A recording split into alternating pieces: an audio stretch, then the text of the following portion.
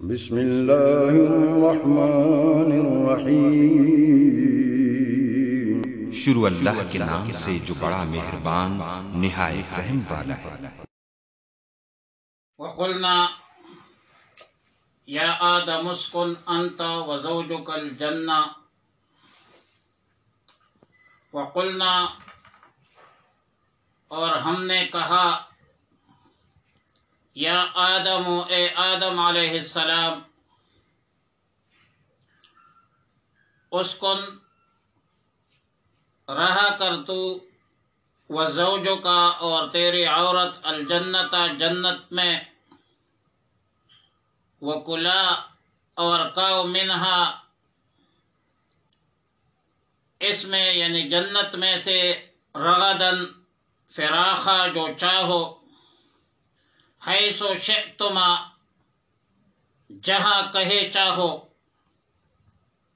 ولا تقربا اور پاس مت جانا، ہذہ الشجرۃ اس درخت کے پاس، فتکونا پھر تم ہو جاؤ گے، من الظالمین ظالمین میں سے۔ پہلی بات یہ ہے کہ آدم علیہ السلام کے خلقت مٹی سے، خلقہ من تراب، اور آدم علیہ السلام کی بیوی حضرت حوا رضی اللہ تعالی عنہا سیدنا آدم علیہ السلام کی ٹیڑھی پسلی سے پیدا ہوئی ہے۔ خلقنا من ضلع کذا فی الحدیث۔ دوسری بات یہ ہے کہ اللہ رب العالمین نے فرمایا، اسکن انت وزوجک الجنہ، سکونت اختیار کرو آپ اور آپ کی بیوی۔ لفظ کلا اور ولا تقربا کی طرح تثنیہ کے صیغہ سے خطاب نہیں فرمایا اور نہ تثنیہ کا صیغہ استعمال کیا، بلکہ خطاب فقط سیدنا آدم کو کیا۔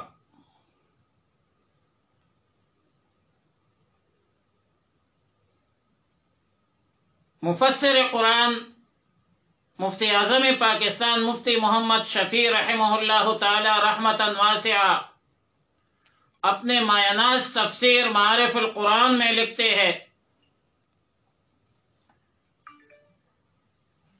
کہ اس میں دو اہم مسئلوں کی طرف اشارہ ہے۔ پہلا مسئلہ یہ ہے کہ بیوی کے لیے رہائش کا انتظام شوہر کے ذمہ، اور دوسرا مسئلہ یہ ہے کہ سکونت میں بیوی شوہر کے تابع ہے۔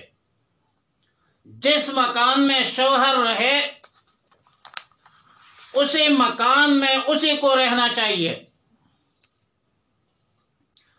اور تیسری بات یہ ہے کہ لفظ اسکن میں اس طرف اشارہ ہے کہ اس وقت آپ دونوں کی سکونت عارضی ہے۔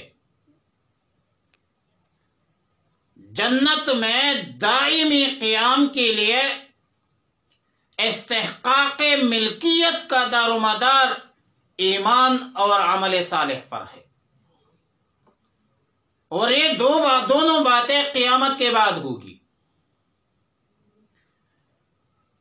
ایک اور بات ذہن میں رکھ کے کہ اللہ رب العالمین نے فرمایا کہ اسکن رہا کرو، یہ نہیں کہا کہ میں نے تمہیں دے دیا تمہارا مکان ہو گیا،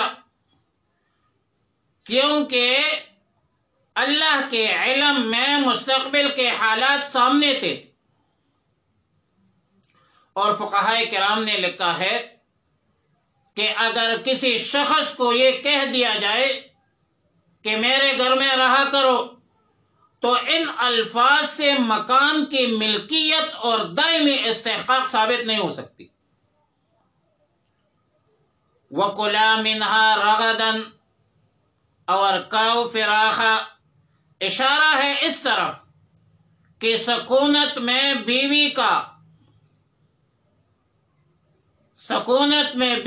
شوہر کا تابع ہے، لیکن کھانے پینے میں شوہر کا تابع نہیں ہے. بیوی اپنی مرضی سے اپنے خواہشات کے مطابق کھانا تیار بھی کر سکتی ہے اور کھا بھی سکتی ہے. حیث شئتما، جہاں سے چاہو. لفظ شئتما میں مقامات کی وسعت اور آزادی کا بیان ہے، جو انسان کا ایک فطری حق ہے. چلنے پھرنے اور ہر جگہ جانے کی آزادی یہ انسانی حقوق کا مسئلہ ہے. وَلَا تَقْرَبَا هَذِهِ الشَّجَرَةَ اور پاس مت جانا اس درخت کے پاس. کئی دفعہ ایک چیز بذات خود ممنوع یا ناجائز نہیں ہوتی. مثلا درخت کے قریب جانا بذات خود، درخت کے قریب جانا پلکانے کا سبب اور ذریعہ ہے، اور اس کو فقہاء نے سد ذرائع کہا ہے. اس کو سد ذرائع کہتے ہیں، احتیاطی تدابیر کہتے ہیں. اور دوسرا مسئلہ یہ ثابت ہوا کہ مقدمۃ الحلال حلال و مقدمۃ الحرام حرام. اگر ایک چیز حلال ہے تو اس کا تمہید، مقدمہ اور دیباچہ بھی حلال ہے، اور ایک چیز حرام ہے تو اس کے تمہیدات اور مقدمات بھی حرام ہے. مثلا وَلَا تَقْرَبُوا الزِّنَا، زنا حرام ہے تو زنا کے مقدمات اور تمہیدات اور سارے رابطے کی جو ہے وہ بھی حرام ہے. هذه الشجرة شجرہ کی تعریف حضرت مفتی محمود رحمۃ اللہ علیہ کرتے ہیں کہ ينبت من الارض ويقوم على الساق، جو زمین سے اگے اور تناور ہو اور جو زمین پر پھیل جائے وہ شجر نہیں ہے، جیسے کدو وغیرہ. اگرچہ قرآن کریم سورہ صفات 146 نمبر آیت میں شجرۃ من یقطین کا لفظ آیا ہے، ہم نے اگایا اس پر کدو کا درخت. یہاں کدو کو شجرہ کہا گیا ہے، لیکن وہ یقطین جو حضرت یونس علیہ السلام پر ایک لمبی ساخت پھر اوپر بیل پلایا تاکہ آدمی اس کے نیچے آ جائے، اس بیل کا ساق بھی موجود تھا، اسی لیے اس کو شجرہ کہا گیا ہے. وعلیٰ کل حال ادھر شجرہ سے کون سا مراد ہے؟ گندم ہے، کیلا ہے، انجیر ہے، کھجور ہے. تو اس حوالے سے تو مجھے مولانا حافظ عماد الدین ابن کثیر کا قول زیادہ پسند ہے رحمہ اللہ تعالی رحمۃ واسعہ. فرماتے ہیں کہ ابہموا ما ابہم اللہ. اب قرآن کریم کسی حکمت کے تحت ساکت ہے اور درخت کا نام ضروری نہیں سمجھتا، تو ہمیں بھی چپ رہنا چاہیے، ہمیں بھی ساکت رہنا چاہیے. جس پر شریعت کے احکامات بھی متفرع نہیں ہے. اور ویسے پٹھان کہتے ہیں کہ یہ گندم تھا، اور ایک شعر پڑھتے ہیں کہ پلار دے دا غنم دانیرا وستے دا جنت نو تد غنم رنگ نو استما دا وفا کوي. غنم پشتو میں گندم کو کہتے ہیں. فتکونا من الظالمین، پس تم ہو جاؤ گے ظالمین میں سے. اب سوال یہ ہے کہ آدم علیہ السلام کی طرف ظلم کی نسبت کی گئی، حالانکہ انبیاء علیہم السلام نبوت سے پہلے اور نبوت کے بعد معصوم ہوتے ہیں، معصوم عن الخطا ہوتے ہیں، معصوم عن العصیان ہوتے ہیں، معصوم عن الظلم ہوتے ہیں. وہ نافرمانی سے، ظلم سے، خطا سے پاک ہوتے ہیں، تو آدم علیہ السلام پھر کیسے ظالم بن گیا؟ بلکہ دوسری جگہ سورہ طٰہٰ میں تو ہے 121 نمبر آیات، وَعَصَىٰ آدَمُ رَبَّهُ فَغَوَىٰ، اور نافرمانی کی آدم علیہ السلام نے اپنے رب کی، وہ بھٹک گئے۔ تو اس طرح کے یہ جو معاملات ہے، میں آپ کو گزارش کروں گا کہ جس طرح ابراہیم علیہ السلام کی طرف جھوٹ کی نسبت کی گئی ہے، حالانکہ وہ جھوٹ نہیں تھی،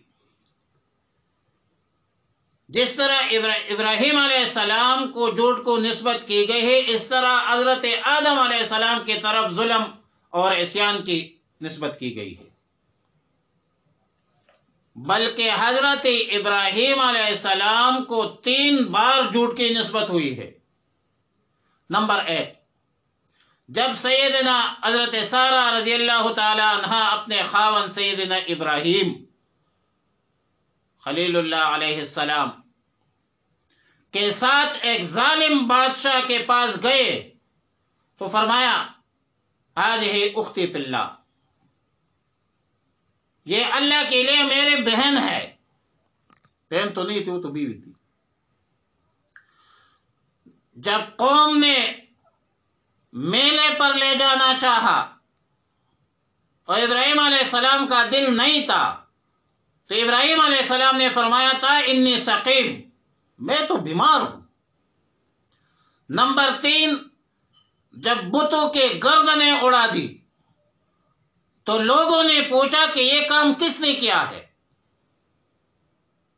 قالوا اانت فعلت هذا بآلهتنا یا ابراہیم، تو ابراہیم علیہ السلام نے فرمایا قال بل فعله کبیرهم هذا فاسألوهم ان كانوا ينطقون۔